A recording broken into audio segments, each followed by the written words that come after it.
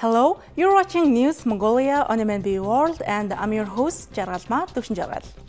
On the News Mongolia today, construction of the Kashan-Sokhayt-Kansmot Port Railway begins. Under the slogan, Restore the Land, Unlock the Opportunities, efforts are underway in Mongolia to combat desertification. Over 160 people a year lose their lives to cervical cancer in Mongolia. For the news, stay tuned.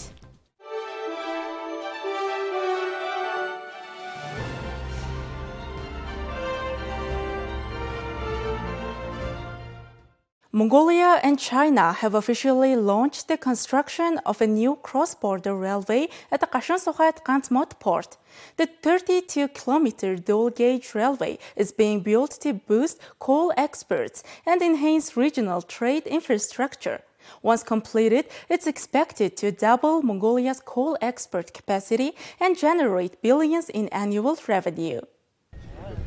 Mongolia and China have officially begun construction of the Kashan-Sokhayt-Kansmot Port Railway, a major strategic project aimed at enhancing cross-border transport infrastructure and significantly boosting coal exports. On June 9th, a construction agreement was signed between Mongolia's Tawantolga Railway LLC and China's Railway Construction Bridge Engineering Bureau Group LLC. The project was initiated with the drilling of the first support pile for a railway bridge at the border connection point. The Kashan-Sokhayt-Kansmot Railway is a key component of Mongolia-China cooperation, designed as a dual-gauge transport network stretching 32.6 kilometers.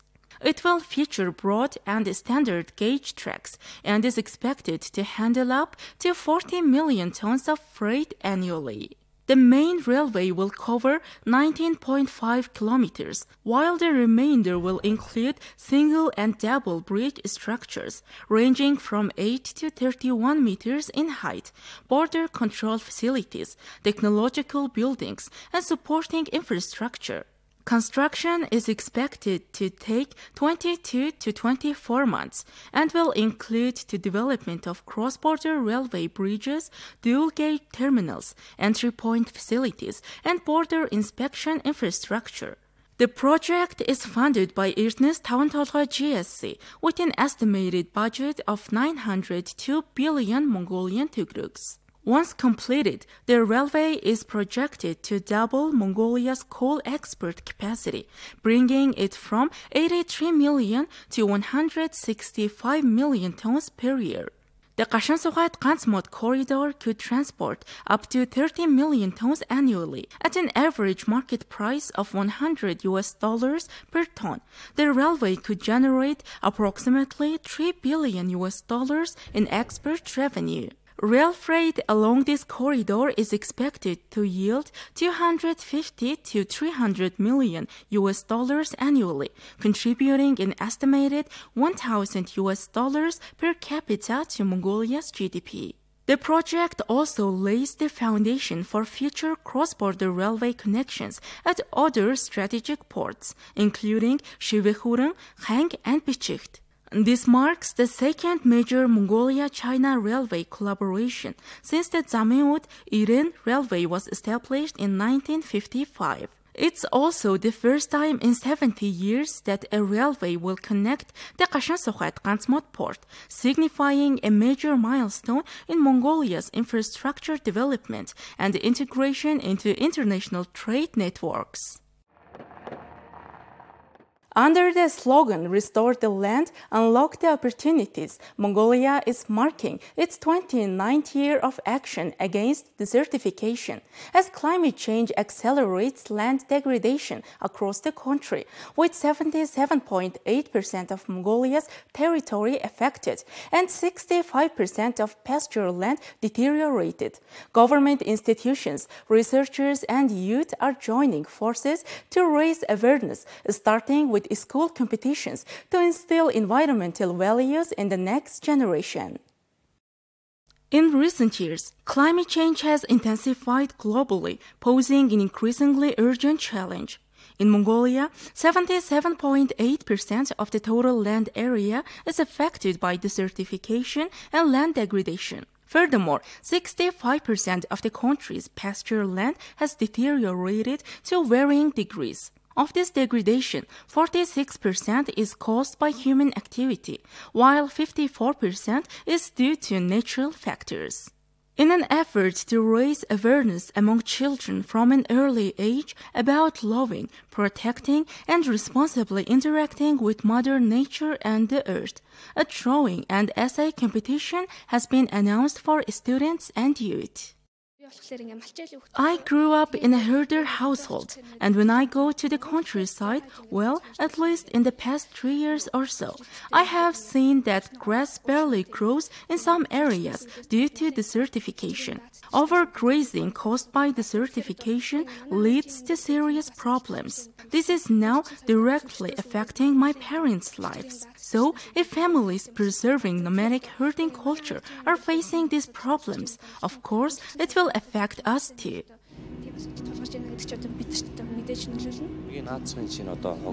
The most basic example would be learning to sort waste and save water. Every citizen, every household could start planting trees in their yard. We should get more involved in eco-friendly, nature-conscious actions, expand our knowledge, and share it with others. As of today, 78% of the world's terrestrial ecosystems have lost their natural state. In response, Mongolia has set a goal to prevent further degradation and to use existing farmlands, pastures, and forests more sustainably. One of the direct causes of pasture degradation in Mongolia is overgrazing, and soil degradation affects over 60% of agricultural land. We conducted research across 3 regions: arid steppe, dry steppe, and forest steppe zones. In the selected areas, we found that sand movement and new desertification are occurring, despite some areas already having sand dunes. Land cover degradation, overgrazing, and expansion of multiple tracts and unsustainable agricultural practices are all contributing to increasing desertification. These are the results we observed. We can't really say we are taking enough action to fight desertification.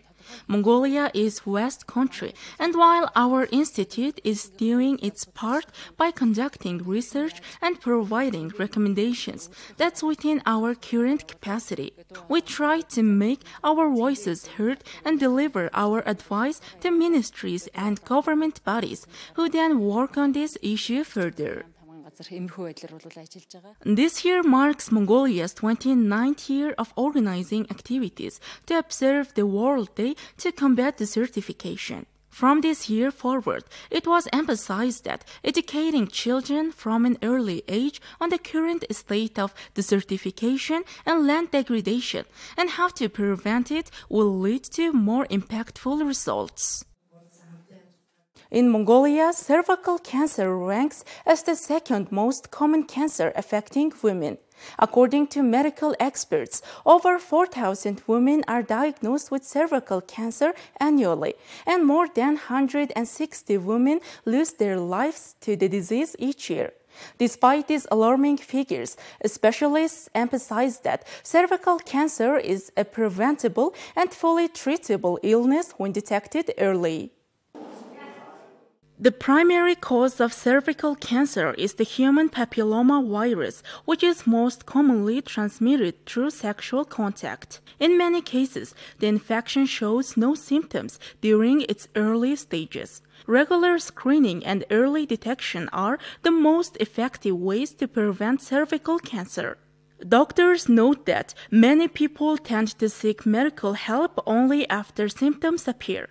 However, early screening plays a critical role in prevention. Oyunder, a cervical cancer survivor, shared that she was diagnosed in 2019. Depending on a person's immune system, it's possible not to show symptoms or get sick, but everyone has the ability to prevent disease. especially when it comes to cancer. Although it's a serious illness, it can be completely cured. More importantly, it cannot be fully prevented. That's why we need to equip ourselves with health knowledge and pay attention to educating our children to become health conscious. In 2024, 521 women in Mongolia were diagnosed with cervical cancer. Over 60% of them were diagnosed at an early stage, while around 40% were diagnosed at an advanced stage. The World Health Organization believes that no woman should die from cervical cancer, as HPV infection is preventable. Since it's recommended to undergo preventive screening every 3 years after the age of 30, I regularly get tested. The uterus is a silent organ, so even if there's something wrong, symptoms don't show right away. That's why I believe it's important to participate in early detection screenings and get tested, because even if you're sick, early diagnosis gives you the chance to be treated. The main cause of cervical cancer is 14 high-risk types of HPV. We are preparing to introduce testing to detect this virus as part of early screening. Preparations are already underway, and we are getting ready to start in Hanwal district in Ulaanbaatar. In 2023, Mongolia amended its law on immunization to include 3 new vaccines in the national immunization schedule. One is the HPV vaccine, which 145 countries have introduced to their immunization programs. In Mongolia, children are now being vaccinated starting at the age of 11 to prevent HPV-related cancers. Thank you for staying with us. Now let's take a look at currency exchange rates provided by Mongol Bank.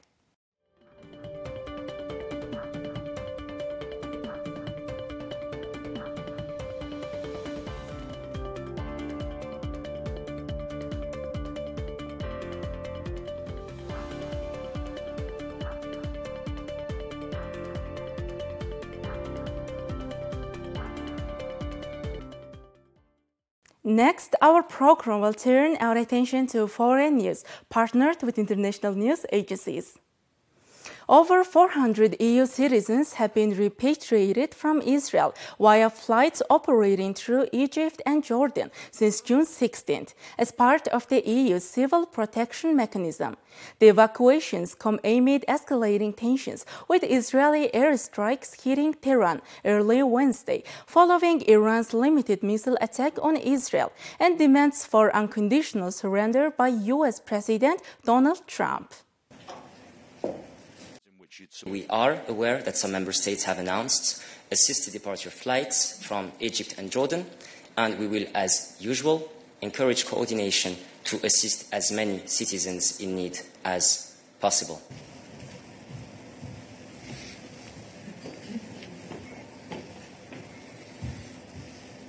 We help with the coordination, and we also help with these assisted departures of European citizens from Jordan and Egypt. Basically, we help people who got stranded in Israel by the fact that the airspace above Israel is closed. The flights took place already 2 days ago, started on the 16th of June, and up till now we have an estimate that over 400 EU citizens were repatriated via this civil protection mechanism of the EU. All right, that's all for today. Thank you for staying with us. We will see you tomorrow with more news and updates. Goodbye.